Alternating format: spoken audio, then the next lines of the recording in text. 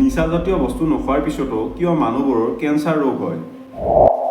বৈজ্ঞানিকবোৰে পৃথিৱীত ইমান ডাঙৰ ডাঙৰ ৰোগৰ মেডিচিনৰ আৱিষ্কাৰ কৰাৰ পিছতো কিয় এতিয়ালৈকে কেঞ্চাৰ ৰোগৰ বাবে কোনো সঠিক মেডিচিনৰ আৱিষ্কাৰ কৰিব পৰা নাই? এনেকুৱা নহয় যে এই ৰোগটো আপোনাৰ হোৱা নাই বাবেই এই ভিডিঅ'টো আপোনাৰ বাবে প্ৰয়োজনীয় নহয়। ভৱিষ্যতে যাতে এনেকুৱা ধৰণৰ কোনো বেমাৰ নহয় আপোনাৰ তাত, সেইবাবে এই ভিডিঅ'টো আপুনি চোৱাৰ খুবেই প্ৰয়োজন আছে। আজি মই আপোনালোকক বুজাবলৈ চেষ্টা কৰিম যে কি কি উপায়েৰে এই ৰোগ হোৱাৰ পৰা বাচি থাকিব পাৰি। বলকচোন ভিডিঅ'টো আৰম্ভ কৰোঁ।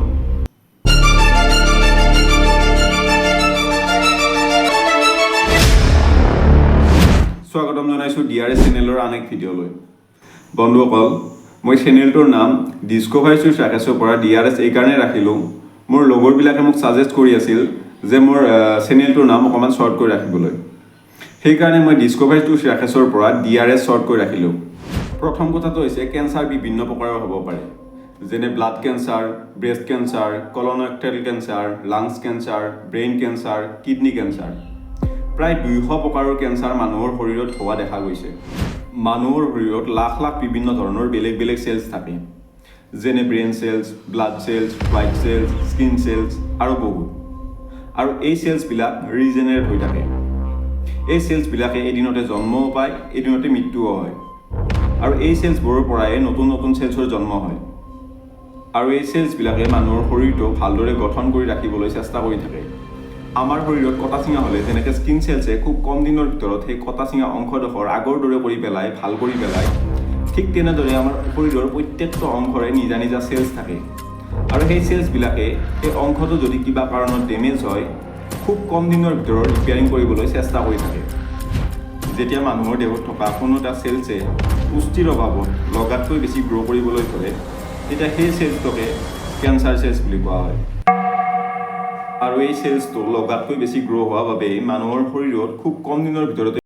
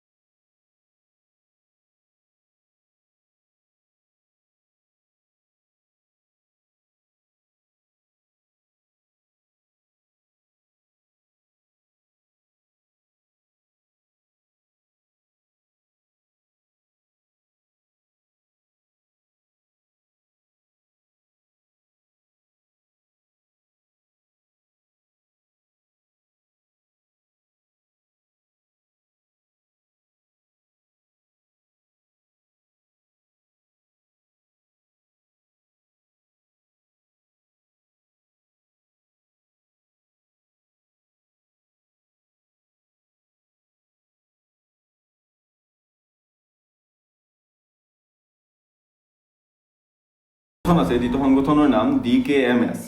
এই সংগঠনটোৱে গোটেই পৃথিৱীখনৰ মানুহবোৰৰ HLA টাইপিঙৰ ডাটাসমূহ নিজৰ লগত ৰাখিবলৈ চেষ্টা কৰে আৰু প্ৰয়োজন হ'লে কেঞ্চাৰ পেচেণ্টসকলক তেওঁলোকৰ ডোনাৰ বিচাৰি দিয়াত সহায় কৰে। এটা ডাটাত গম পোৱা গৈছে শেহতীয়াকৈ হোৱা 40% কেঞ্চাৰ ৰোগৰ 19% কেছ স্মকিং কৰাৰ বাবে হৈছে, 7.8% কেছ শৰীৰৰ ওজন বেছি হোৱাৰ বাবে হৈছে, 5.6% এলকহল খোৱাৰ বাবে হৈছে, 4.7% সূৰ্যৰ পৰা ওলোৱা UV ৰেডিয়েশ্যন স্কিনত ডাইৰেক্ট পৰাৰ বাবে হৈছে, 2.9% কেছ শাৰীৰিক এক্সাৰচাইজ নকৰাৰ বাবে হৈছে, আৰু 1.9% কেছ পুষ্টিকৰ খাদ্য নোখোৱাৰ বাবে হৈছে। সেইকাৰণে পুষ্টিকৰ খাদ্য খাব লাগে আৰু এলকহল বা স্মকিং কেতিয়াও কনজিউম কৰিব নালাগে। আৰু দৈনিক 1 ঘণ্টা হ'লেও নিজৰ শৰীৰটোৰ বাবে কষ্ট কৰিব লাগে। কিছুমান মানুহে নিজৰ এটা মেণ্টেলিটি চেঞ্জ কৰিব লাগে যে হ'বলগীয়া বেমাৰ হ'বই। বেমাৰ হয় নহয় সেইটো পিছৰ কথা। সেই বেমাৰটো নহ'বৰ বাবে আপুনি যিখিনি সাৱধান হ'ব লাগে, প্ৰথমতে সেইখিনি সাৱধান হওক। কাৰণ আপোনাৰ ঘৰৰ পৰিয়ালটোক আপোনাৰ প্ৰয়োজন আছে।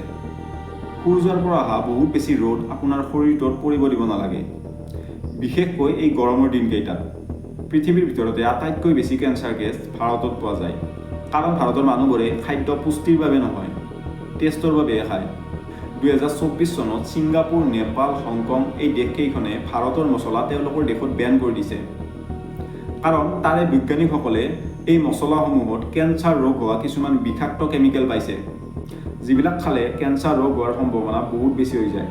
এপ'লো হস্পিটেলে ভাৰতক cancer capital of the world বুলিও নাম দিছে। আৰু সেই কেমিকেল জাতীয় খাদ্যবোৰ মানুহৰ শৰীৰত যোৱাৰ পিছত মানুহৰ শৰীৰত থকা ভাল চেলছবিলাক ডেমেজ হৈ যায় আৰু এনেকৈয়ে কেঞ্চাৰ হয়। কাৰণ ভাৰতৰ মানুহবোৰে খাদ্যৰ নামত কিছুমান অদ্ভুত বস্তু খাই আছে।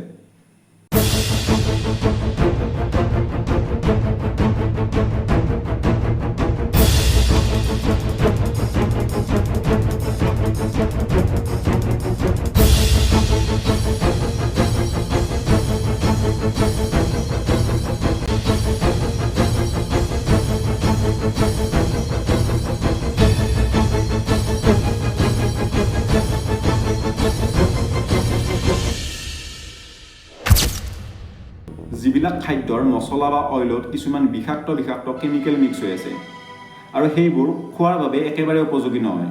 সকলোৱে সাৱধান হৈ থাকিব, পুষ্টিকৰ খাদ্য খাব, সময়মতে শুব আৰু দৈনিক অকণমান হ'লেও শাৰীৰিক কষ্ট কৰিব। বাৰু বন্ধুসকল, ইমানখিনি আছিল আজিৰ ভিডিঅ'টো। এই ভিডিঅ'টো যিমান পাৰে শ্বেয়াৰ কৰি দিয়ক, যাতে আপোনাৰ বন্ধু বা আপোনাৰ ফেমিলিয়ে কেঞ্চাৰ হোৱাৰ আগতে মানুহ এজনে কেনেকৈ সাৱধান হৈ থাকিব লাগে তাক এই ভিডিঅ'টোৰ জৰিয়তে গম পায়। ধন্যবাদ। জয় অসম।